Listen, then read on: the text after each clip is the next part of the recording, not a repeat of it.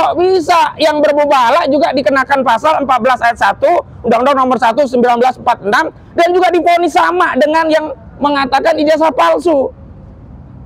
Ini kan gak nyambung, ada kekeliruan penerapan hukum dalam fakta persidangan. Fakta persidangan telah tegas menyatakan Gus Dur itu perannya ya melakukan mubahalah, membimbing mubahalah Bambang Trimulyono. Sementara Bambang Trimulyono lah yang mengatakan ijazah SD, SMA, S1 Jokowi itu palsu. Judek Faksi Pengadilan Negeri Surakarta telah ya mengabaikan fakta persidangan, khususnya fakta bahwa tidak pernah ada ijazah asli Jokowi. Nah, ini bapak-bapak, ibu-ibu ikut sidang nggak? Lihat ijazah asli Jokowi enggak? Ijazah SD Jokowi ada enggak? Ijazah SMP Jokowi ada enggak? Ijazah SMA Jokowi ada enggak? Ijazah S1 UGM Jokowi ada enggak? Nah, fakta persidangan ini diabaikan oleh Majelis Hakim Judek Faksi tingkat 1 dengan menyatakan bahwa Gus Dur benar-benar mengedarkan kabar bohong tentang ijazah palsu. Lawang ijazahnya asli tidak ada. Dan ini sekali lagi bagi segenap rakyat Indonesia menjadi sah dan meyakinkan berdasarkan fakta persidangan bahwa tidak pernah ada ijazah asli Jokowi. Takbir. Allah Akbar.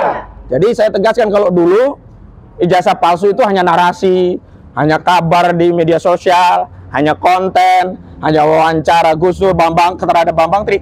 Hari ini saya tegaskan bahwa ijazah palsu itu ya menjadi terbukti karena tidak pernah ada ijazah asli, dan ini fakta persidangan. Takbir. Di dalam fakta persidangan itu kan ada ahli kita, ada ahli Dr. Muhammad Taufik Islah SMH, ahli pidana, ada ahli hukum dan HAM Rocky Gerung, ada ahli linguistik forensik Profesor Aceng Ruhendi Saifullah, ada juga Profesor Dr. Mompang L. Pangabean, ahli pidana, ya kan?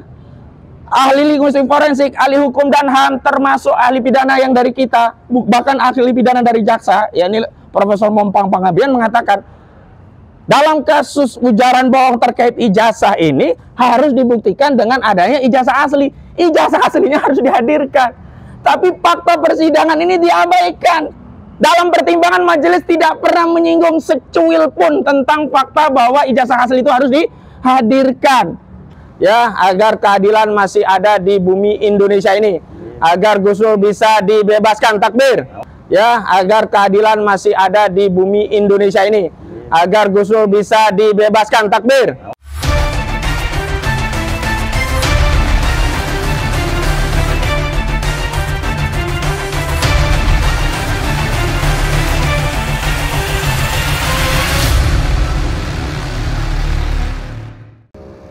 Di mana pengadilan inilah yang telah memberikan vonis kepada Gus Dur 6 tahun penjara. Vonis yang tidak logik, bertentangan dengan akal nurani, dan tentu saja ya menyelisihi rasa keadilan masyarakat. Bagaimana mungkin orang mengadakan mubahalah di penjara 6 tahun? Zolim Pak Zolim? Bagaimana orang yang menjalankan ajaran agama Islam meyakini mubahalah malah divonis bersalah, kemudian divonis dengan 6 tahun penjara? Ini adil atau tidak adil? Tidak adil. Karena itu kita berusaha mencari ikhtiar yang memang juga disediakan oleh hukum melalui proses upaya hukum, namanya banding. Nah, banding ini nanti kita ajukan ke Pengadilan Tinggi Semarang. Namun proses administrasinya tetap diajukan melalui Pengadilan Negeri Surakarta. Banding sendiri diatur dalam KUHP itu 7 hari sejak putusan dibacakan. Dan kita ketahui Gus Dur divonis 6 tahun penjara pada tanggal 18 April 2023 yang lalu. Dan sesaat setelah pembacaan vonis, tim kuasa hukum secara kompak menyatakan banding. Dan selanjutnya salah satu tim kami, Pak Ridho, juga sudah menandatangani akta permintaan banding melalui Pengadilan Negeri Surakarta. Artinya banding ini ya menjadi sah karena memasuki tenggang waktu yang diatur undang-undang, masih di bawah 7 hari, bahkan langsung ya banding ini diajukan saat vonis dibacakan. Itu yang pertama yang perlu diketahui oleh semua pihak.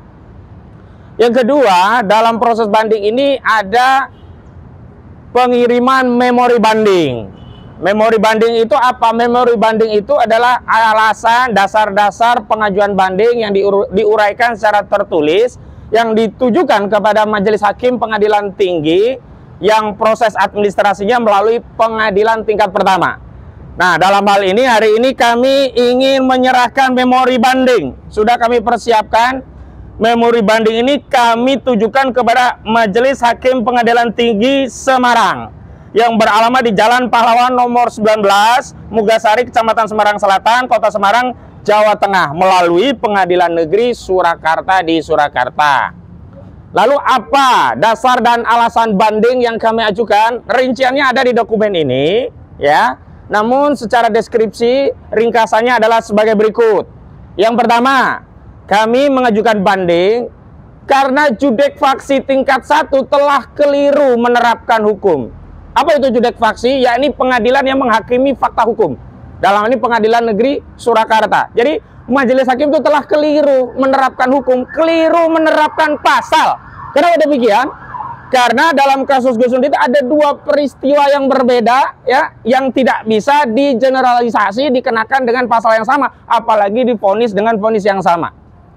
Jadi peristiwa pidananya itu ada dua, kalaupun itu mau dipaksakan sebagai peristiwa pidana. Walaupun kita umat Islam tentu ya sangat marah, sangat tidak terima bagaimana mungkin peristiwa mubahalah dianggap sebagai peristiwa pidana, ya, bukan kejahatan mubahalah itu. Jadi ada dua.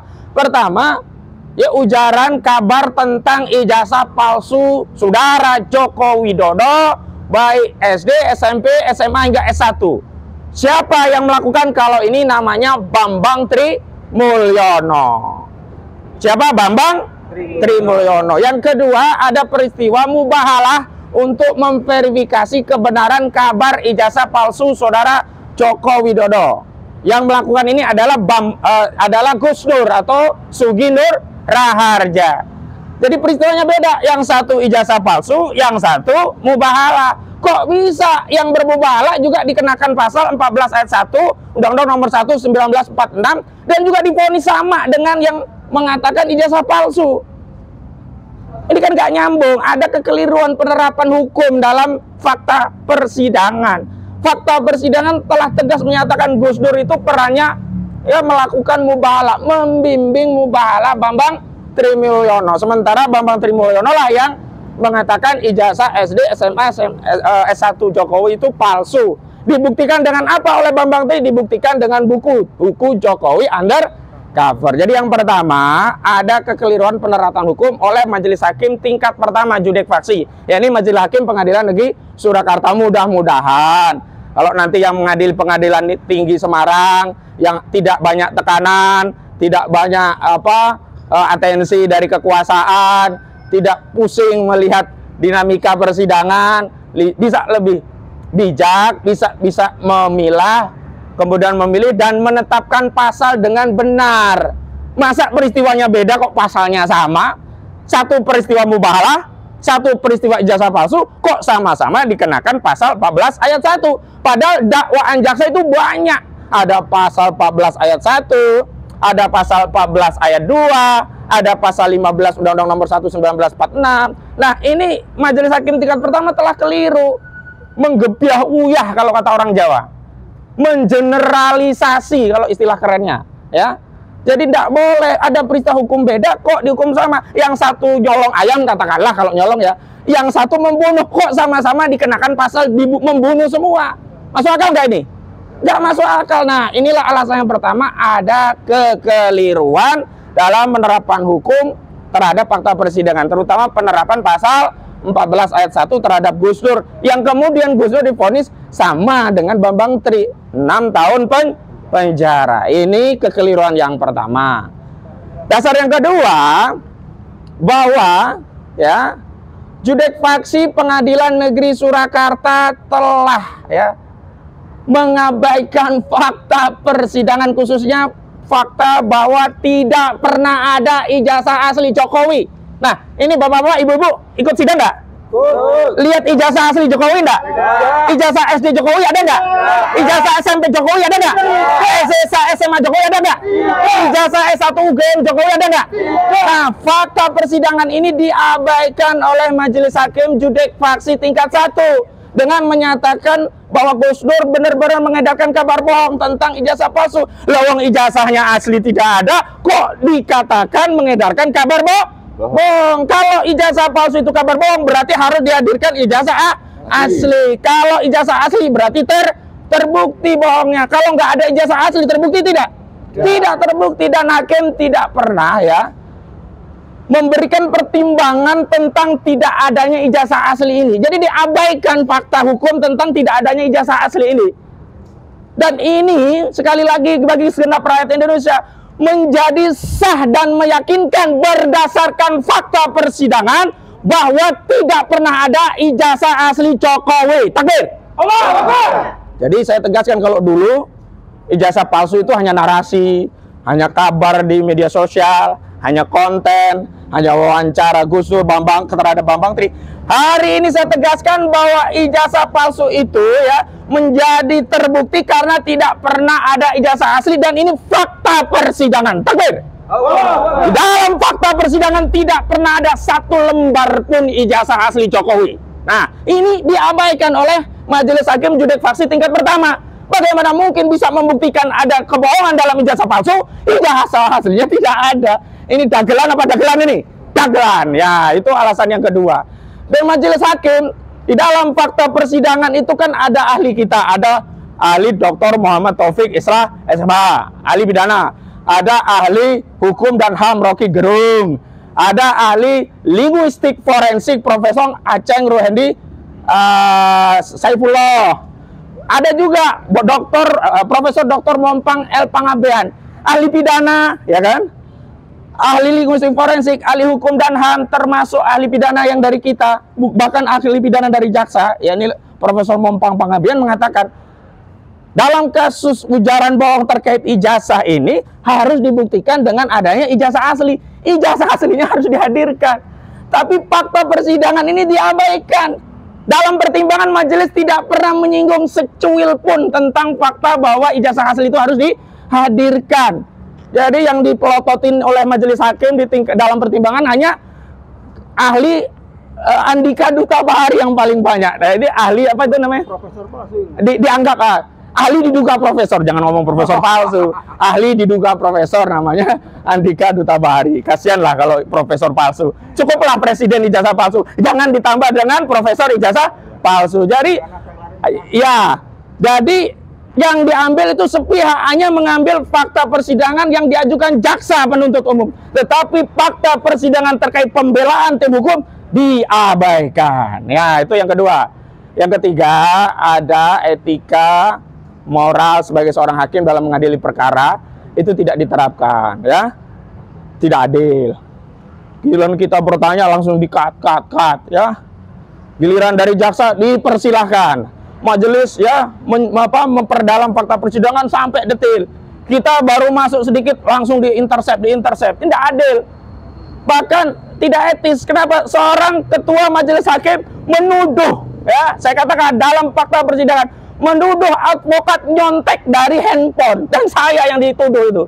Padahal saya punya catatan, dan boleh advokat itu ya meringkas dalam catatan, dan kemudian dari catatan itu jadikan bahan pertanyaan untuk mendalami. Jadi ada etika hakim juga yang banyak dilanggar. Nah, 3 kriteria besar tadi sudah kami tuangkan dalam memori banding yang terdiri dari 30 halaman, dan sebelumnya kita membuat materi pledoi 370-an halaman dengan lampiran buku Jokowi Undercover sebagai bukti itu ya kira-kira 700-an halaman. Nah, semuanya itu diabaikan yang awal. Nah, mudah-mudahan 30 halaman ini diperhatikan benar-benar oleh hakim Judek Faksi tingkat kedua, yakni hakim yang masih mengadili fakta persidangan oleh Pengadilan Tinggi Semarang. Nah, dan yang paling penting, ini yang paling penting ya, kita tidak mau pengadilan mewariskan legasi dendam. Apa legasi dendamnya? Orang tidak bersalah dipaksa divonis bersalah. Ini bisa ada dendam, bukan dendam kepada individu, bisa dendam kepada pengadilan. Karena itu majelis hakim tingkat pengadilan tinggi harus mengoreksi agar tidak ada legasi dendam terhadap pengadilan yang diharapkan pengadilan itu ya memberikan keadilan, bukan ya memberikan kezaliman lah. Orang bermubahalah kok divonis 6 tahun. Yang koruptor aja, Romi itu aja cuma 1 tahun atau berapa itu. Sekarang udah jadi kader P3 lagi, sudah ikut pilpres sana sini, sudah senyum ke sana sini. Ini mubahalah. Nah, masyarakat ini yang masyarakat mencari keadilan akan bisa saja jadi tidak percaya lagi dalam mencari keadilan melalui pengadilan, dan ini kita khawatirkan akan terjadi eigenwriting. Males lah pengadilan, paling juga di pengadilan vonisnya nanti juga zolim begitu. Nah, ini yang berbahaya. Saya kira ini akan menjadi atensi bagi majelis hakim judek faksi tingkat kedua di pengadilan tinggi. Dan yang paling penting ini, kita semua itu punya kepentingan dengan perkara ini. Ya, ini apa? Kita punya kepentingan memiliki presiden jujur. Kita pengen punya presiden jujur nggak? Ya. Kita mau nggak dipimpin presiden pembohong? Tidak mau. Nah, telah terbukti secara sah dan meyakinkan melalui persidangan, tidak pernah ada satu lembar pun ijazah Jokowi. Karena itu apakah segenap bangsa, seluruh tumpah darah Indonesia, segenap rakyat Indonesia itu ridho dipimpin oleh presiden yang tidak punya ijazah asli? Kalau sebelumnya beliau tidak mau menunjukkan, ya nggak ada masalah karena tidak wajib. Tapi di persidangan ini wajib. Kalau tidak ditunjukkan di persidangan, ya maka menjadi sah dan meyakinkan memang nggak punya ijazah asli. Nah, kalau nggak punya ijazah asli, saya bertanya kepada seluruh rakyat Indonesia, apakah ya segenap bangsa Indonesia ridho bapak polisi, bapak tentara, intel, orang pengadilan dipimpin presiden nggak punya ijazah asli? Harusnya kan ini yang menjadi perhatian kita. Kita nggak mau 270 juta penduduk desa dipimpin oleh presiden yang tidak jelas dalam konteks ijazahnya, dan ini berbahaya. Karena salah satu syarat untuk menjadi calon presiden itu harus punya ijazah minimal SMA sederajat, dan hari ini terbukti melalui fakta persidangan ijazah itu tidak asli. Ya, ini yang penting untuk saya sampaikan. Dan terakhir mohon doa ya agar keadilan masih ada di bumi Indonesia ini, agar Gus Dur bisa dibebaskan, takbir. Agar yang salah, yang punya ijazah palsu bisa diadili, takbir. Agar kebenaran bisa terungkap, takbir. Agar majelis hakim pengadilan tinggi Semarang bisa memberikan keadilan kepada Gus Dur dengan membebaskan Gus Dur, takbir. Agar siapapun yang bersalah terkait ijazah palsu ini bisa diseret ke pengadilan, takbir. Assalamualaikum warahmatullahi wabarakatuh.